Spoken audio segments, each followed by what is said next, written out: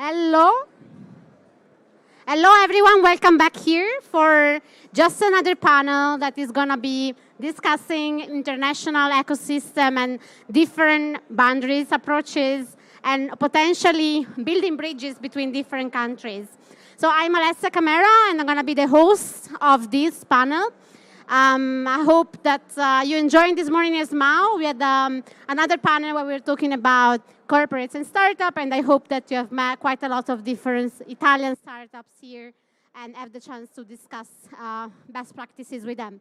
I'm Alessia, and I'm going to be your host for this panel. But before kicking off the discussion about how we're going to build bridges, we're going to hear from six actually great startups that are going to present their solution on stage in 1 minute.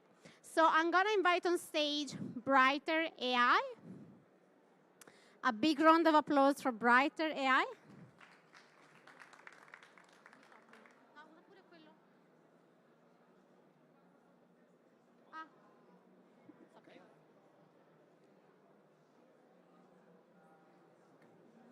Prova. Okay.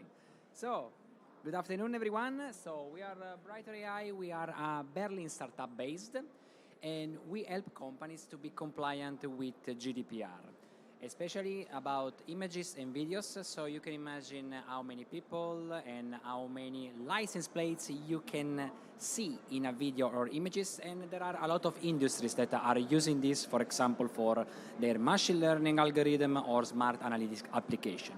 What we are doing is basically very easy, but the result is amazing. We are detecting people and license plate, and we are recreating other people and other license plate, keeping the same attributes, but of course, covering the identities. So, for example, I'm anonymizing you. Now, for example, we are getting another girl like you. For example, same color of the skin, same sentiment, same age, and so on, but your identity will be protected. So it will be another you, and you are not realizing that is not the same person. For the license plate, we are creating another license plate of the same country. We are the unique one in Europe certified for doing this, and our technology is unique. I think that I use all my time, and this is our startup in a nutshell. Thank you very much. Thank you, Brighter AI. That's fine. Yeah, you can leave the space to Bilti. A big round of applause for Bilti. Hello, everybody. My name is Enzo Castaneda. I'm founder of Bilti. In the past, I was asset manager for a big energy company, and my boss asked me where to start from in terms of civil engineering. What were the problems? Where were the priorities to be addressed? And it was very complex because a lot of assets, thousands, everywhere. So the idea was, let's create a platform as a service solution to quickly assess, in terms of engineering, the seismical, structural, and the problems of building bridges, productive plants, to very quickly use a lot of engineers. Actually, we have 700 engineers trained that work together with big projects. Enel Green Power, Credem, now we are working with EDF. So the main idea is provide in very short time, 80% faster, 80% cheaper, this information, just to have to understand where to transform, what are the costs, what are the risks, and where to address OPEX costs. This is very important. A lot of things, very old, but to be repowered. That's a good chance. We are now here to work with you, and this is very important to work with corporates, because corporates need startups. So many thanks. Seed03 if you want to meet us. Many thanks. Goodbye. Thank you, Bilti. Next one on stage is HM Drive. A big round of applause for HM Drive. Hello, I'm Romario. I work for HM Drive, a startup that creates a new visual interface while driving. But let me take a step back. Today, 70% of car accidents are made due to the lack of visibility or distraction of the driver. That's because while you drive, getting the information is extremely difficult. For this reason, we have implemented a new way of driving thanks to augmented reality glasses. What we do is basically very unique.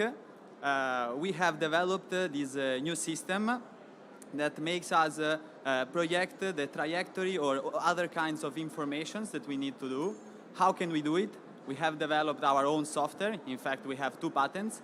And then we use on-the-shelf hardware that we connect with the different kind of vehicles to create a better experience for the driver in terms of performance, user experience, and also safety.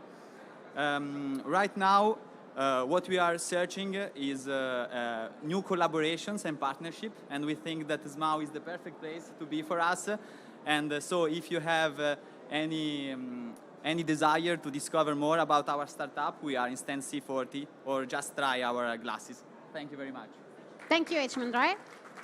Good luck with it. And Monitor the Planet, the one on stage. A big round of applause. Hi, my name is Luana. I am the CMO and co-founder of Monitor the Planet. We make surveying and mapping safe and simple. We have been working in this industry for 30 years, and we are experts in construction, tunneling, robotics. And we identified a massive problem and opportunity. The problem is surveying is still done using a tripod, and pretty much everything is manual and takes few days. This leads to poor quality deliverable, extended field time, delivery outside time and budget. The solution are our self-driving robots that allow technicians to operate and stay outside the industrial site. With these, our projects are effective because we use open and modular technologies. And our survey method is continuous, but also stop and go, because we develop adaptive system, allowing one robot to develop several measuring devices and technology easily. This solution is automatic with precision equal to 200ths of a millimeter. With our tech, the process is streamlined and simplified. It goes from easy to understand the requirement to deliver the project within time and budget. We worked with Enel, CLF, IREN with outcome provable and replicable. I would love to have a chat with you. Come and find me. Thank you. C39, C39. Thank you. Thank you for the energy as well. That was good. Pradella Sistemi, the next one on stage. A big round of applause. Hi everyone, I'm Federico Zanetti from Pradella Sistemi. I represent them. We are an SME. We are already past the step of startup. So we basically work with sustainable mobility, and we develop, we produce, and we commercialize technical appliance for smart city, the city of our future. Basically, we are producing, and our focusing is in e-bikes. So it's a point of recharging for e-bikes, and the energy that the energy we bring from renewable energy, where is a mixture in between photovoltaic panels and wind power. So it's a standalone structure. So the main difference from our competitor is that you are off the grid. So it's a structure that's standalone, so you can implement in different areas, so in public spaces or even in the remote area. Our product is a modular product, so we connect our products with a defibrillator system. So it's a really important device that you need to have in a public spaces. So we develop containers that make the device working properly and assure the maintenance of it. So our differential is the... okay, sorry, I went long. Thank you very much. Thank you very much, Pradella Sistemi. If you want to visit us, we are at B03. Great. Thank you. So more question at B03. And last one is SensorWorks. A big round of applause for SensorWorks. So, hello everybody. My name is Niccolo De Carlo. I'm the CEO and co-founder of SensorWorks. SensorWorks is an IoT solution for monitoring large critical infrastructure like bridges, tunnels, buildings, water networks. but it is used also in smart city projects like smart parking or waste management. It's a unique solution made by two different products. The first one is an edge computing software that acquires and analyzes data in real time from the sensors. And we use machine learning algorithms to do basically anomaly detection and predictive maintenance. The second product is an IoT platform where we realize the digital twin of the infrastructure, including the BIM and the GIS component, and it can be able also to represent the data we acquire and manage, like through the dashboarding or reporting. And the last is we introduce simulation functionalities, so the operators are capable to simulate how, for example, a bridge will behave in the future. We are looking for strategic partnership, mainly with system integrators, and we are at the booth A12. So I'm happy to go more deeper with you if you will come. Thank you. Thank you very much, SensorWorks, and good luck to all the startups here. I will remember to all of you that there's going to be the startup safari starting from near the entrance. So if you are interested to know about startups in specific industries, just go there, and there's going to be rounds of people getting to know and meet the startups. And also a big hi to all the people that are following us from home with our live streaming. So now it's the time to invite on stage my panelists to discuss how we can build bridges, which are the challenges and growth opportunities for corporates and startups. So I will start with Alberto Bernal García, Director Smart Cities at Indra. A big round of applause. Sam Szczurek, Innovation Lead at TfL, Transport for London. Then we have David Ferguson, Head of Net Zero Innovation at IDF UK. Thank you for being here. Davide Dotti, Business Innovation Director at Edison. Lovely to have you here as well.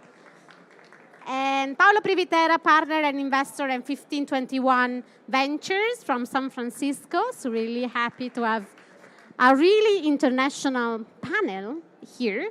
And Fabio Malfatto, Foreign Direct Investment Project Manager at Milano and Partners. So, tough job for me here because you are very well representing a lot of different ecosystems and a lot of different experiences. So we will need to get through a lot of questions. But before starting off, I would like to ask you a little bit of a 1-minute introduction about you and the company that you're representing. Maybe you can start with you over there, and there are the mics on the table. Yeah, it's working. You just need to... Prova? Okay, first of all, thank you for having me here. It's a pleasure representing Milano and Partners to this panel. Basically, who I am Fabio Malfatto, Foreign Direct Investment Project Manager for ICT and Cleantech. What I basically do on a daily basis is to try to foster Milano ecosystem to be even more and more international and to promote and attract companies from foreign countries to come and visit and invest in the city and to, let's say, be part of the business ecosystem of our beloved Milano. Hi, everyone. My name is Paolo Privitera. I am born and raised in Venice, Italy, although I've been based in Silicon Valley for the last 21 years. I founded 6 companies. 4 companies got acquired. The last one, Events.com, I'm taking it to NASDAQ in a few months. I'm also an investor in about 100 companies. I'm an LP in a few funds. Right now, I have also 2 other hats. One, I launched 1521 Ventures. It's a fund of funds. We invest in the best Silicon Valley funds by offering an access and democratizing it to any other LP in the world. And the third hat, I help Italian companies, and not only Italian, to do M&A and fundraising and global growth, usually by taking it to the United States. Thank you. Thank you. Hi, everybody. I'm Davide. I'm Davide Dotti, and I work as a business innovation director in Edison, so here in Italy, headquartered in Milan, but we are part of a big group, so Here is David also representing the group. So yeah, actually I manage innovation inside the company. So open innovation, venture capital activities, and also a new business model incubator for all our businesses. Edison is an energy company, obviously, 140 years of history this year. So happy birthday to us, and thank you for being here. Hi everyone, I'm David Ferguson. I'm head of net zero innovation at EDF in the UK. So we're cousins. We both work for the EDF Group, which is a French, now state-owned energy company. I work for the UK business. We're 15,000 people in the UK, so a big company. We operate the UK's fleet of nuclear power plants. We're building, hopefully, 2 new nuclear power plants at the moment. We build and operate onshore and offshore wind and onshore solar. And we're a big supplier of electricity and gas. My role is net zero innovation, so it's totally focused on climate tech and accelerating the UK's path to achieving net zero. Thank you. Good afternoon, everybody. My name's Sam Szczurek. I'm representing Places for London, which is part of Transport for London. So I'll start with Transport for London first, which everybody should be familiar with, but we essentially run the trains, the buses, walking and cycling infrastructure, and also some of the road network in London at 5% figure. What's a little bit less known about TfL is that we've got an emerging property development company called Places for London, and this is essentially our commercial venture to deliver the homes that Londoners need. So we've got a pipeline for 20,000 homes over the next 10 years. We've also got over 1,000 retail units, with 95% of those retail opportunities being small and medium enterprises, and we've also got commercial office tenants as well as building new offices for the city as well. So my role is the innovation lead. I look at how innovation helps us to be more sustainable as a company. How does it get from where we are now to where we want to be in the future? Good morning. My name is Alberto Bernal. I represent here Indra, which is it's a company. It's a large company for the Italian people. It could be a mixture of Leonardo and engineering. We are the largest IT company, Spanish company in the world. So we have a revenue of almost 4 billion euros. We're 50,000 people in the world. So it's mainly in Spain and Latin America, but we work. Transport for London is a client of us, EDF as well, you know. In Italy, and this is important, we have a subsidiary of around 2,000 people that was established in like 10 years ago, and the headquarters are in Rome, but there is a branch here in Milano and in some other places. In my case, the areas of interest are mobility and logistics, urban solutions of all kinds, agriculture, and tourism. Cool. Thank you very much for your presentation. I'm going to kick off this panel with you, Alberto, asking what do you think about the fact that there are always new technology coming up? I would say like the technology rush is even faster and faster as we see. So where do you see the challenges of corporates working with startups and how, you know, startups can be ahead of those challenges when working with corporates? Okay. I mean, being here, I think the most interesting opinion or point of view is for startups and SME on how we approach innovation. I'm not an expert in innovation, but we do three main things. One is we have an open innovation scheme called Indra Ventures, in which we select, and it's a global scheme, so companies from all over the world can go into that scheme. It's an annual scheme, and we select technological companies in all fields, and we support them in the process to get mature. Then there's also we are actively looking for inorganic growth. That will be more for SMEs, so through acquisition. The latest acquisitions we made were Celex in the US, which is an ATM company, and Park Air in the UK, and others in Industry 4.0, and we are looking for acquisitions, or SMEs, like 10, 20 million euros. And finally, of course, we do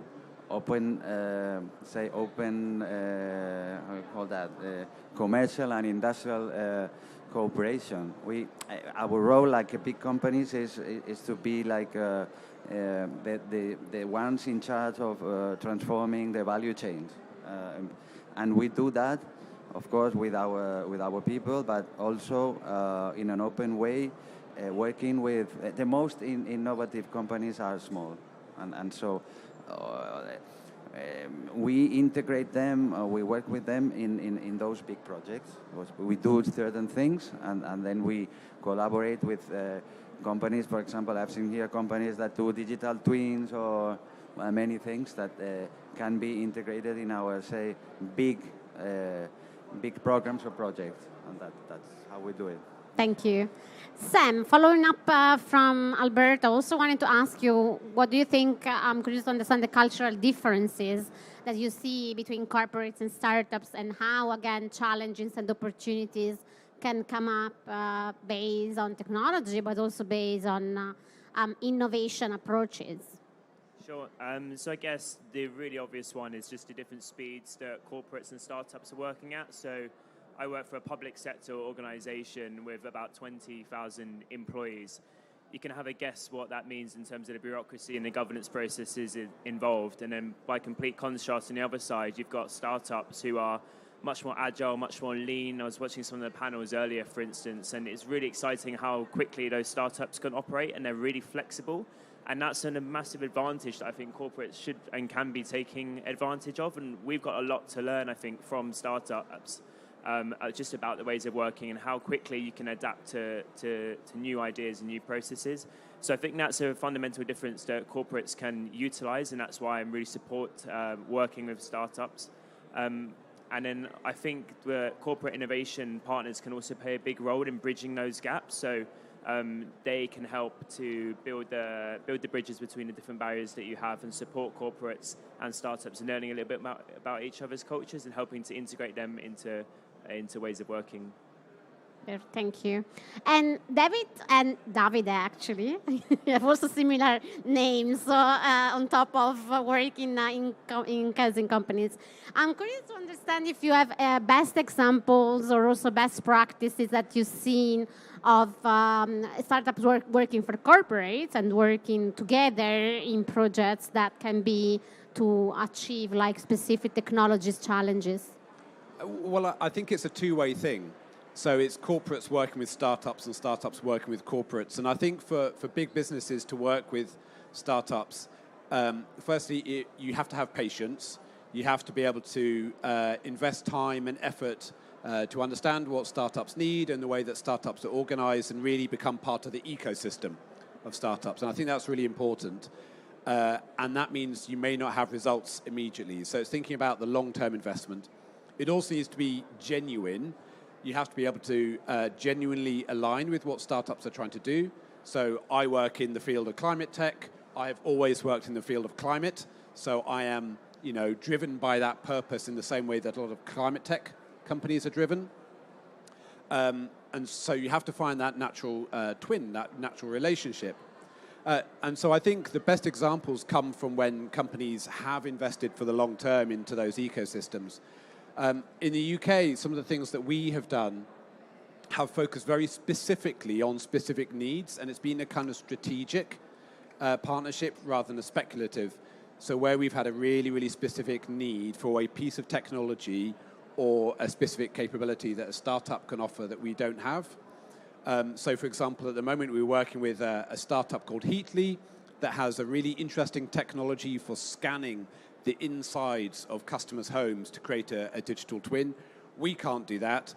They can do that really, really easily, but we have the capability to integrate that into some of our systems. So patience, and a genuine partnership approach is really important.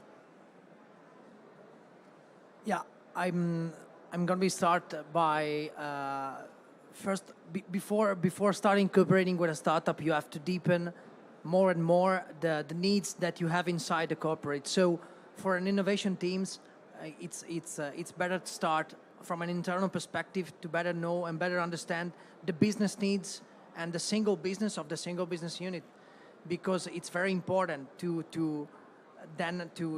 go outside and discover the best startups and the best technology outside, and also because of when a startups searching our cooperation with us, we have to be ready, but and also we have to be ready to getting them in contact with the right person in the company and the right person to start a cooperation, or also to say no, it doesn't.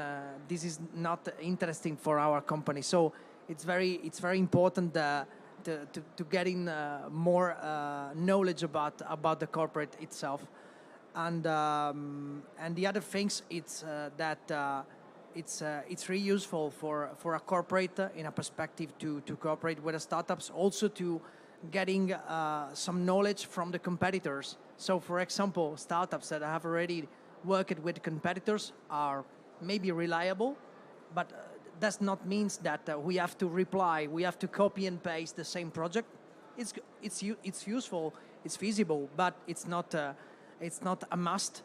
We can reinvent another project or modify the project that they already did with another corporates, maybe also our competitors, and so we can start from a path more proven to implement new project, new idea, and also that's gonna be a growth opportunity for the startup itself, because it develops more and more use cases, and maybe it can go, it can be a boost for the technology that they have. So it's a good thing. Cool, thank you. Paolo, now it's your turn. You need a mic. We are shifting a little bit the approach, because we have talked about from a corporate approach, and I think that your experience is more towards building and launching startups. So you have built and launched 6 startups, 4 of them went through an exit. What did you learn from that, from a corporate and startup point of view? Has been there like a specific lesson that you're taking out of there? And also, if you think at the global point of view that you have as you're based in San Francisco, do you see like a global approach that is more used to in the US compared to when you're coming here and you see the collaboration between corporates and startups? I try to give a reading from my perspective. I've been there for 20 years and I'm a founder first. And some of my companies worked with big corporate as a client, as a partner. So I have 3 main pillars that I like to share. Number 1, that is one of my dearest lessons that I give to students and founders. Number 1 is speed. Usually startups are very, very fast, or actually you're supposed to be. So speed should be one of your best assets as a company. You need to make decisions super fast. You need to close deals super fast. You need to, whatever process you're doing has to be happening at a blazing speed. Otherwise, you are already disrupted by another startup, or maybe there is more money, right? So speed is something that startups could teach also to corporate. Number 2, that is a new topic for me, meaning it became more dear in the last 5-10 years, is company culture. Trying to teach the startup/Silicon Valley company culture to big companies, I believe is going to be another piece to help the company innovate, to oversimplify, to benefits for company culture. Well, number 1, you can have talent retention and talent acquisition at the same time. From one side, from startups, it helps, well, in both cases, to attract the best talent, but as well to retain them when things are not going well. But in reverse, for corporate, having a strong company culture is going to help to be competitive in front. In this case, would be against, well, your competition in the corporate world, but as well in competition versus the new startups, maybe startups that just raise a lot of money. And money is not enough to attract people. We all know that. The third piece that I'm seeing more and more vivid in Silicon Valley, even now after COVID, regardless of what you're reading on the news, is not all true. Corporate are going where startups are. So even pre-COVID, in my building, I remember, we had 500 startups in Bitcoin working space. There were at least 50 corporate who opened to be inside our community. And a new example, a company like SAP, against all odds, they just acquired a building in Soma specifically to be inside the community, close to where the new AI waves are happening, that actually are happening in person. Great, thank you. Well, great insights, guys. And now we are with Fabio talking a little bit about the Milan ecosystem as you're representing Milan and Partners. So what do you think are the goals that you're setting for Milan in the next years? And are you in any way promoting this collaboration again with corporates and startups based on the fact that Italy is based on a lot of SMEs and corporates, even if don't have a lot of corporates, but more kind of SME systems. So how do you facilitate that? Yeah, sure. First, probably it's better if I start explaining a little bit who we are and our role within the city. So we are the official promotion agency of the city of Milano, founded by the Milan municipality and Milan Chamber of Commerce, meaning that we have both the business ecosystem and the regulatory institutional framework that we represent, together with some public and private shareholders that are supporting the project. So our main goal is to promote Milano and communicate Milano to an international audience.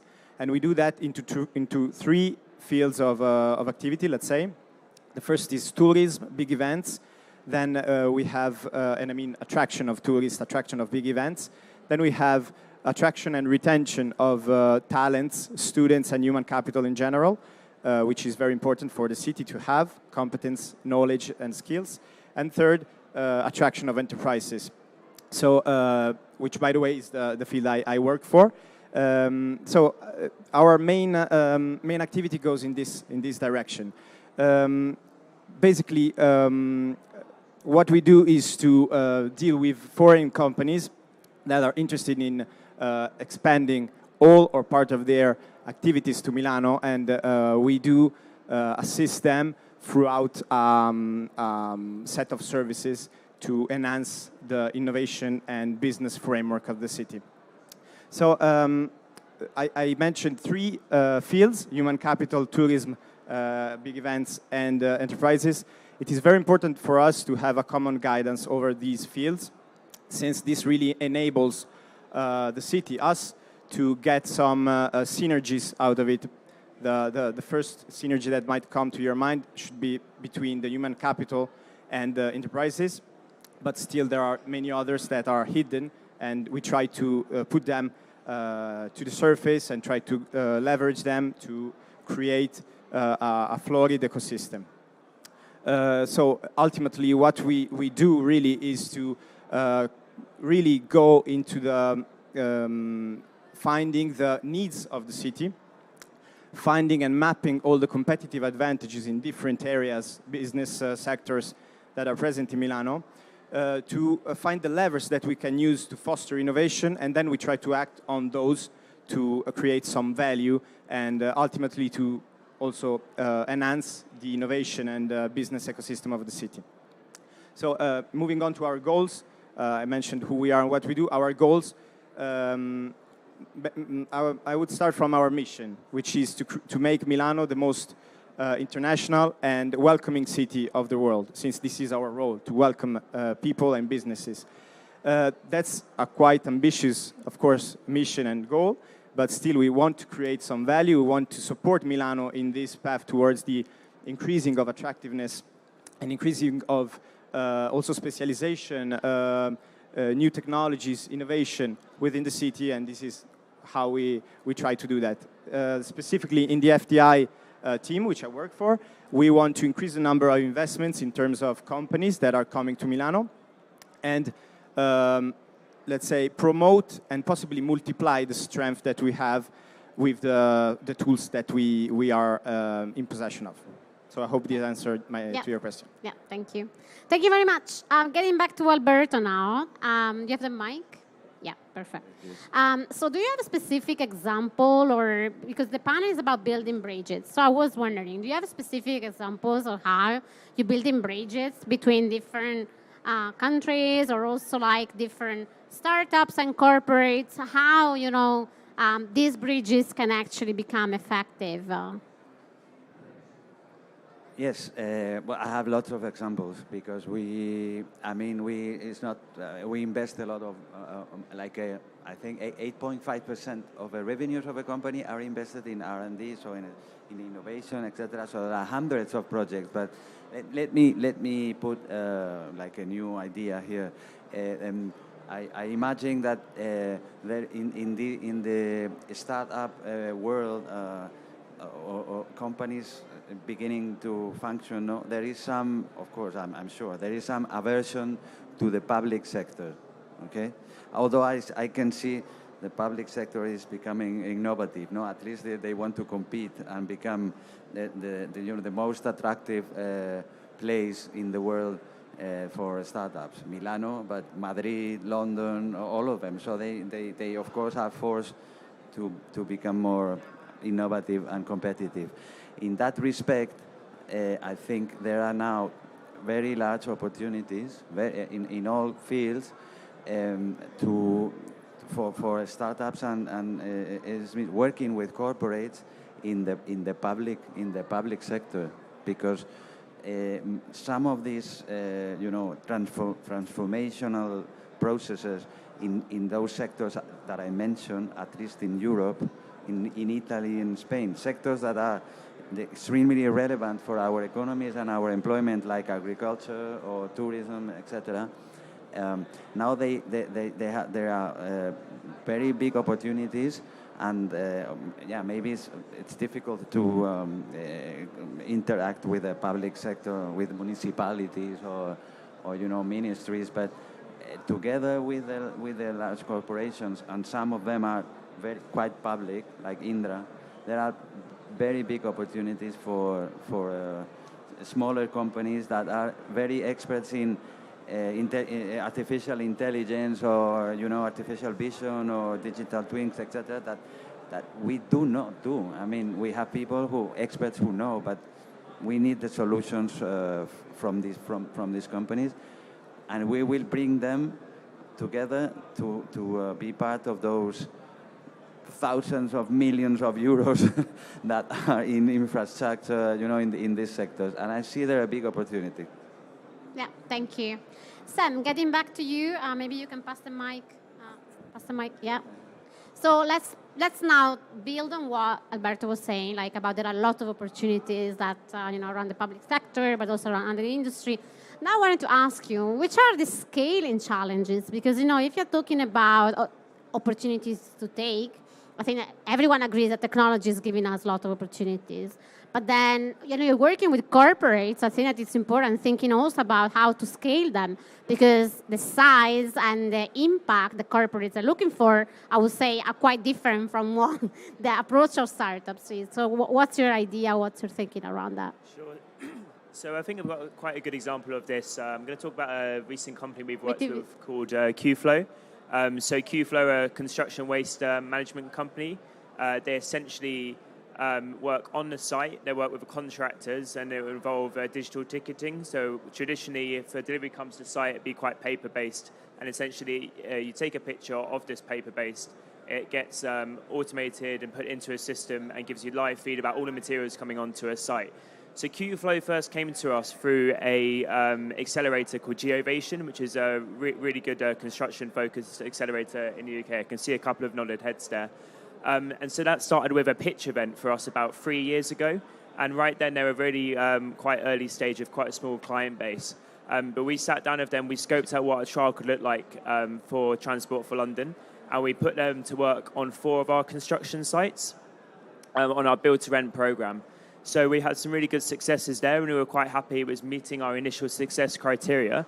So we saw an opportunity to help them to scale. We were confident that this was a high-quality company. We were confident that they had what it took to tackle some of the net zero carbon issues within the construction industry. And so we introduced them to one of our development partners called Granger. So Granger have a whole host of sites elsewhere across the UK. And then we also introduced them to our development partner called Barratt's, who are another construction company who are helping us to build homes in London. And I think this network approach is a really important tool available to help support startups. So yes, maybe some companies will be slightly risk averse and reluctant to work with startups, but talking about success stories is really important, and helping to share best practice and your key learnings with other peers across the industry is really good. So I think one way that corporates can actually help startups is by introducing them to their networks, giving them confidence, feeding into them to the contacts that you have. And that's a really, really effective way, I think, and something that we're quite proud of here at Transport for London, because yes, we want to work with startups, but we also want to support them as well and help them to grow. And I think one of the issues that corporates have sometimes is that the slow bureaucratic ways of working can sometimes kill and disincentivize startups. So if there's anything you can do to almost give back and overcompensate for that initial pain at the start, then that's great. But also if you can help them to navigate through any future corporate processes, then that's even better as well. Thank you. David and Davide, again, I will ask a similar question because it's easy. Yeah, you're the same company and also similar name.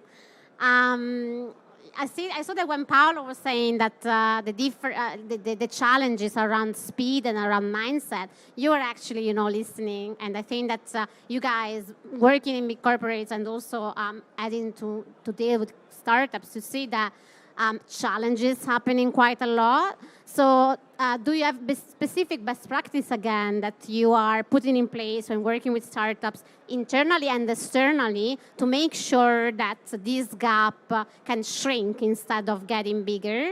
And you want to share with us? Yeah, sure. And it is really hard because it's not just speed, it's also some internal processes, it's approach to things like intellectual property, and risk and legal problems, and so I when I start working with startups, I'm always very clear with them. I work for a French state-owned utility company. We take decisions extremely slowly, so be ready. But I also try to do kind of like a reverse pitch of saying, this is why it's worth the pain. This is why it's worth working with us, because you are experts in your field. We have 2,000 people working in research and development. We have experts in every field you can imagine who you can collaborate with.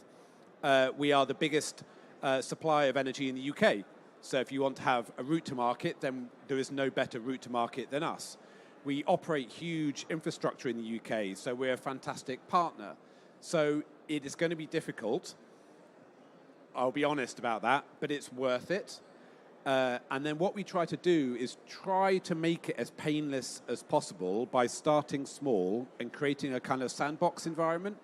So really trying to test as much as possible with some of our own research and development teams who have that same mindset of moving fast and breaking things, so testing things quickly, having intelligent technical conversations with the startups, and proving things that way before we then go to the business and start those long and difficult conversations.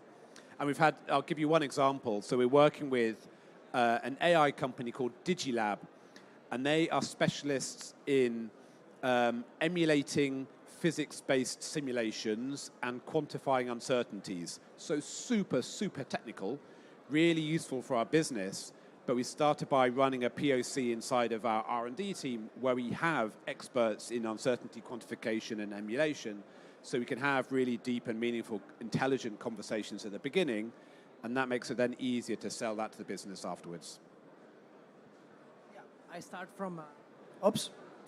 I start from the difficulty that we can have, obviously, cooperating with a startup, because talking about the speed of the startups, obviously it's the majority of time the startup is much more faster than the corporate. But sometimes when you cooperate with deep tech startups, for example, building up a new type of reactor, not nuclear, obviously, but you don't know, maybe it's not easy for the startup to structure themselves, especially the operation teams. So if they are the inventor and other 3 or 4 people, adding people to scale up the process, to make fine-tuning to the reactor, and also certify the reactor. So getting the process more and more structured is not easy for a startup. So and the workforce, it's not easy for a startup also to acquire new workforce, because we have the competition. So maybe, I don't know, a technician could maybe evaluate better the possibility to work with Edison than for startups, especially in this field. So it's not easy also for a startup to stay at the same pace with the requirement of the corporate. So it's not all about speed. It's also, you can comply with the requirement of the corporate. So sometimes this is going to be a difficult things in cooperating with startups, but the good things is that yes, there are consultancy services or other players in the ecosystem that can help the startups, also accelerating them, but also providing them some advice to grow their speed, but grow their quality to meet our requirements, as David said, because it's not easy to cooperate with a big startups. So yeah, we can be patient, okay, but also the ecosystem, it's large and can guarantee some additional services to the startups, because it's not easy, for a startup of 3 people, also in deep tech space, it's not easy to cooperate with a big corporates of several thousand of people. So yeah, that's the issue and that's the challenge, and here we are. Thank you. Yeah. Getting back to Paolo now, a little bit of a challenging question for you now, maybe. Do you think that, as we have a lot of representation, you have different ecosystem in Europe, do you still think that Silicon Valley is a mass place to be or mass place to go for Italian startups willing to learn something new? And how do you think it's changed in the past 10 years? Because I think 10 years ago, like Silicon Valley was pretty unique. Then COVID came and a lot of people spread out. I also see a lot of Americans in Europe coming over and trying to instill a little bit of American mindset startup here. So what's your take on that? Well, my answer is going to be very biased. And I'm not ashamed of that. But besides the joke, things change a lot, you're reading the news. But I have one very strong and logic answer to this, that is, I want to start from the end. As long as Silicon Valley, you all know what it is, right? It's this big area between San Francisco and San Jose, about 60 miles radius, just say. There are, in San Francisco alone, 30,000 active startups at any given time. There are roughly 300,000 startups flying in and out every year to meet with the ecosystem. There are 3,000 institutional funds, 30,000 angel investors, 100,000 investors that are not, clearly listed. There are a lot of Fortune 500 companies. There is the highest concentration of VC funds in the world. Why am I mentioning this? Because for as long as you have in the same geographical area with high density, because you're all there, you have what? You have funding. You have talents coming in from Stanford, from Berkeley, from, of course, people that are already there and they've been building the ecosystem.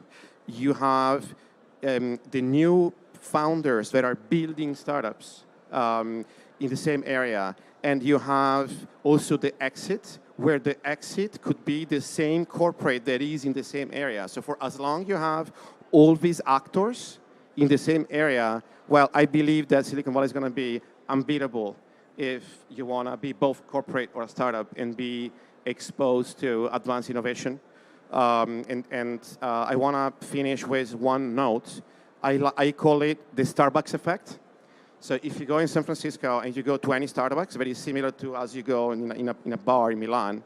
Okay, so when you go in a Starbucks, you are in line with people, right? And the 10 people that are in line with you, those people, everyone is a key component or is a potential key component of your future success. You have your next intern, your possible next VC fund investing in your company. You can be in line with the CEO of your next buyer. You can find your next co-founder. You can find your next talent. And everything happens because everybody's close to each other. There is a new term, I don't know if you're following the new little trends, it's called cerebral valley. I don't know if you heard about it. So it's a neighborhood in the city called Hayes Valley, it's residential. After COVID, pretty much all the AI founders ended up being in the area, and we ended up meeting, they ended up creating this new event called Cerebral Valley, and they chose to be in person. If you talk to an AI founder in San Francisco, there is no Zoom. You go to the office. So I believe we are at the cusp of a new trend. And to close the loop, there are a ton of corporate that are now moving into cheap rent buildings. So I believe we are starting a new bullish cycle for Silicon Valley. Starting another cycle again. Cool. And I think that in this cycle, there might be Milan at one point, because I think that the city is growing, attracting startups, attracting talent. I also been attracted from Milan because I lived in London before the pandemic, so for me it was quite exciting moving back and moving especially to Milan. So now I'm curious to understand what you're doing to really attract a little bit of more international player, and maybe take a little bit of the example of San Francisco. Hopefully, maybe we're not gonna be there because the gap is too wide, but you can be following, I think. Sure, that's for sure. First, our FDI team is divided into some sectorial focus.